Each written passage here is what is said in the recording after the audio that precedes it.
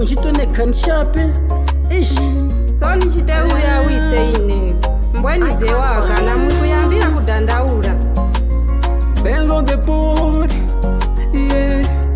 Denominator once again. Namulepira mukukuwan.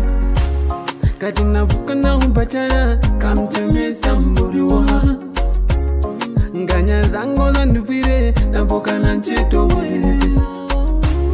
Katumbila na mzungu wanipe kwa kupaya. Transporti na pasipoti mburi wanyamuke. Bikabante. ero afumane pasipoti yafuma tikiti na dumura kumatuwa zinyamukenge pamande Ichichitemwa mama, yeah. Wakati wanyamuka mburiwa kufika nyama panda ho. Transport akasinta tabwa wakutakumba kwa palageni. Katumiza toka chikena nkayufila inenma kumute mwanya unga mutima wana mabo, yeah. Wakati wa Afrika gulandi peki mtima wane ukasangwa. Wakani kumbatila muri wana kutihane ya mishimo. Nayo muzungu pa kumuona wakakondwela naye. Wakuti wangakalanga wakankana ni mpenge nchitu.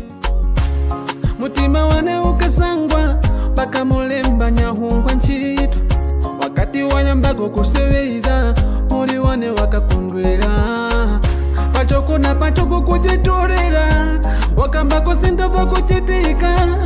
Salale yake na unga no kuyuona wakuti natumira mama. Kakwa mbanga tinge wakuseka kachivili wachita jimojimbosi. Kumuyevoye isale pachoko waka wakuti na mpenja mkukuwa.